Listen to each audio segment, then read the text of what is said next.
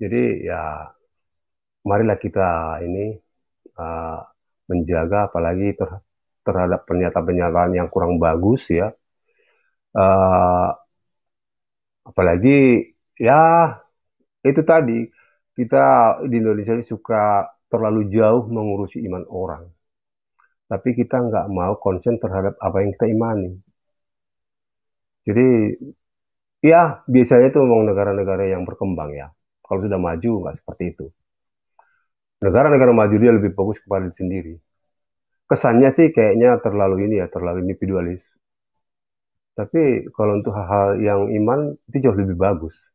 Ketika kita tidak mengurusi iman lain, sesungguhnya kita menghargai. Sekali lagi, ketika kita tidak mengurusin iman orang lain, misalnya Muslim, Buddha, sesungguhnya kita menghormati. Tapi sebaliknya jika ketika misalnya saudara Muslim suka mengurusin iman saya, sesungguhnya itu bukan menghormati. Semua agama mengatakan dia yang benar. Saya juga begitu. Saudara Muslim juga begitu. Semua begitu. Tapi apakah ketika apa yang saya imani itu benar, lalu saya ngotot kepada orang lain? Enggak juga lah. Kurang bagus lah. Jadi Mas Gio, sekali lagi, kalau ada pernyataan saya yang kurang bagus, mohon maaf. Jadi, sekian dan terima kasih. Ya, terima kasih Paman Joni pendapatnya yang diberikan pada kita. Saya berikan langsung kepada Paman WS untuk menanggapi ataupun menambahkan ataupun membahas topik yang ada di running text. Silakan Paman WS. Shalom, damai Tuhan beserta kita semua. Ya, Baik, damai Tuhan beserta kita. saya akan mencoba ini ya, membahas masalah judulnya aja ya, karena masalah patung dan sesembahan itu kita udah 3 hari ngebahas, dan saya rasa semuanya protein dan daging udah dikeluarin semua itu, jadi saya nggak perlu menambahkan lemak-lemak lagi. Baik, VJ Daniel Mananta, seorang Katolik, masih dipertanyakan. Oke, saya ada beberapa bukti ya. Saya akan coba paste di private chat, nanti mungkin Bro Gia bisa buka, bahwa memang benar Oke, Daniel Mananta ini udah dibaptis tahun 2017. Itu nama gerejanya adalah The Collective Church di Jakarta, dan dia dibaptis di Pantai Indah Kapuk. Dan pastornya yang ngebaptis adalah Alex Evans. Jadi dia pastor yang ngebaptis Daniel Mananta, dan juga Daniel Mananta juga pernah mengisi suatu acara di gerejanya dia, yaitu di Collective Church. Ini ada channel YouTube-nya di mana Daniel Mananta dia berbicara mengenai ini isi kitab IG-nya suci. Paman. Ya? IG-nya ini nggak bisa dibuka Paman karena di laptop saya belum ada akun IG. Oh gitu ya. Uh, Ah, Gimana? Mungkin apa saya share screen? boleh boleh. Screenshot aja, Paman. Oke, saya Ya, coba share di screen screen ya. aja Sebentar Paman. ya, sebentar ya. Oke.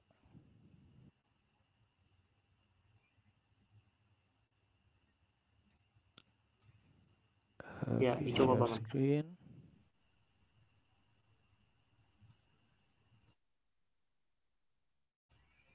Uh, Di Oke, ini Paman. Oke, ini sudah ya. Ya, silakan Paman. oke, ini sudah kelihatan ya. Dibuka Saya dulu cobain Paman, masih dulu. gelap. Udah kelihatan? Iya, sudah, sudah. Oke, ya saya coba zoom dulu ya. Ya, ini tanggal 21 Juli 2017, di mana Daniel Mananta itu dibaptis oleh Pastor Alex Evans. Ini dia Instagramnya. Nama gerejanya adalah The Collective Jakarta. Jadi The Collective Church namanya. Jadi dia dibaptis dengan mungkin teman-temannya ya di sini ya. Kalau kita lihat sih memang dia dekat sekali dengan komunitas ini. Dan ini juga salah satu contohnya baptisnya, dan ini lokasinya ya di PIK Pandai Indah Kapuk di Jakarta. Jadi lokasi baptisnya adalah di Jakarta. Kemudian dia pernah mengisi suatu acara di Gereja The Collective Church ini bulan Juli tahun 2020. Kalau saya play di sini,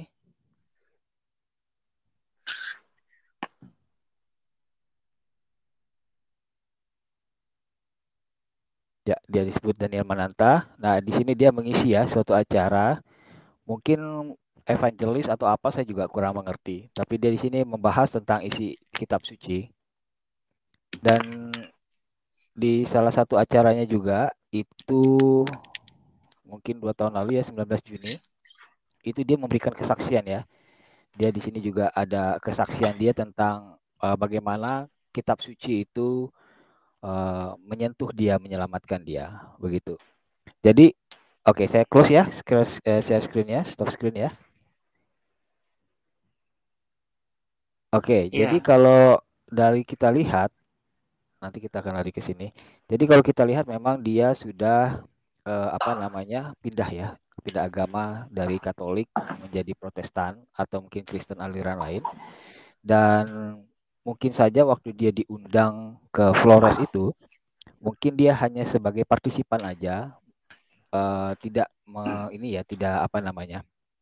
sebagai Katolik lagi. Dan mungkin nanti kita bisa tanyakan ke gerejanya apakah Daniel Mananta waktu diundang ke Flores itu menerima komuni atau tidak. Jadi itu yang mungkin akan jadi tambahan ya buat kita, bahwa kalau dia tidak menerima komuni ya mungkin benar dia hanya sebagai partisipan aja dan dia mungkin sudah keluar dari Katolik. Baik, sekarang kita masalah pemurtatan ya. Di Ibrani 6 ini udah jelas sekali.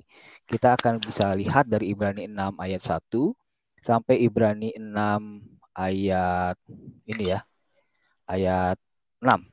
Di sini dijelaskan bahwa, mari saya baca aja. Sebab itu marilah kita tinggalkan asas-asas pertama dari ajaran tentang Kristus dan beralih kepada perkembangan yang penuh.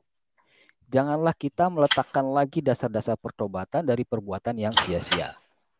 Dan dasar kepercayaan kepada Allah, yaitu ajaran tentang berbagai pembaptisan. Nah, ini sudah jelas sekali nih. Memang pada zaman dahulu tuh baptis itu memang udah dipakai buat mungkin ya pemurtatan, atau mungkin bilang bahwa oh baptis ini salah, baptis itu salah. Di sini bahkan udah dijelasin di Ibrani 6.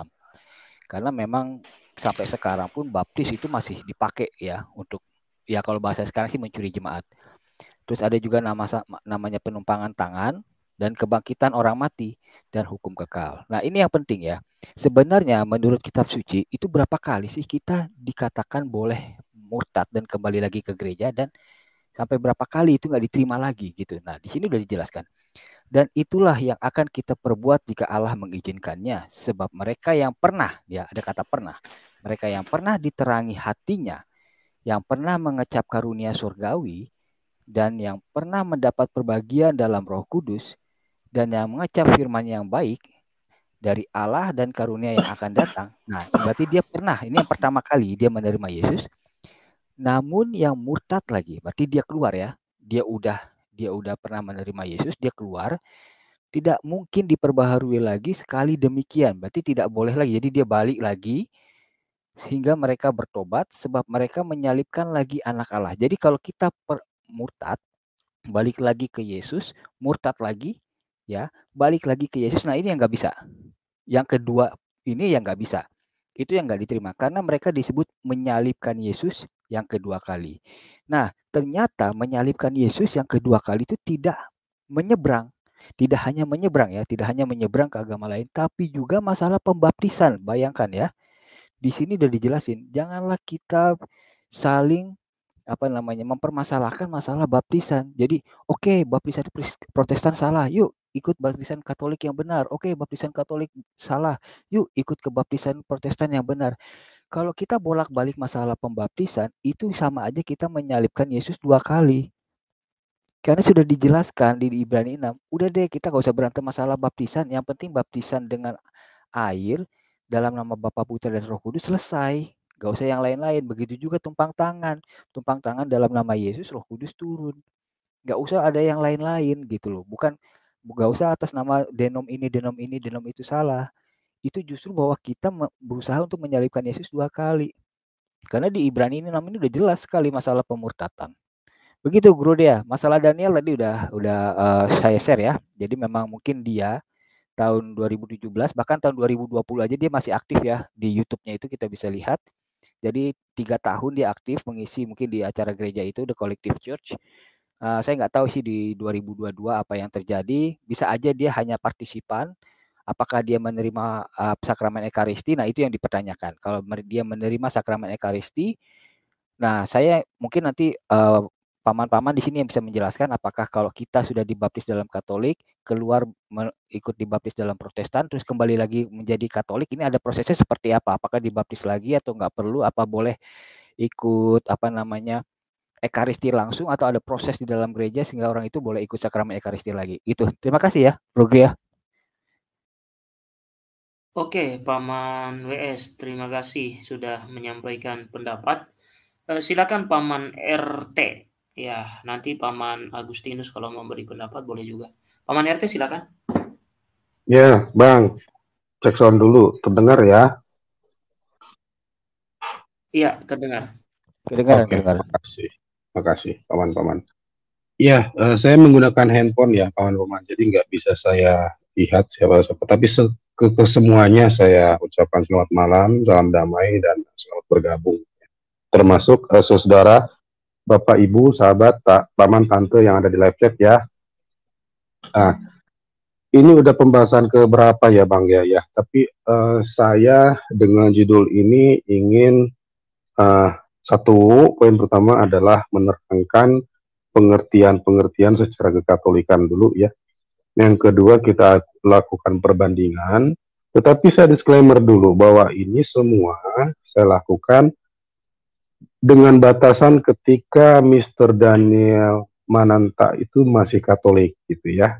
Jadi kalaupun pembahasannya nanti melibatkan yang di luar dari kekatolikan, ingat bahwa itu sebagai komparatif saja.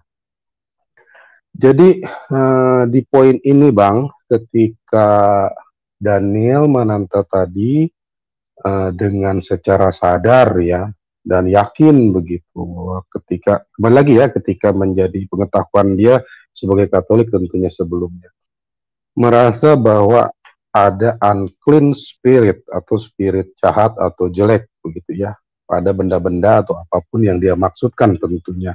Dia mengambil dalam konteks kitab suci. Nah ini yang keliru ya.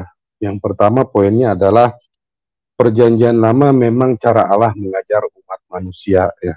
Itu yang kita tahu.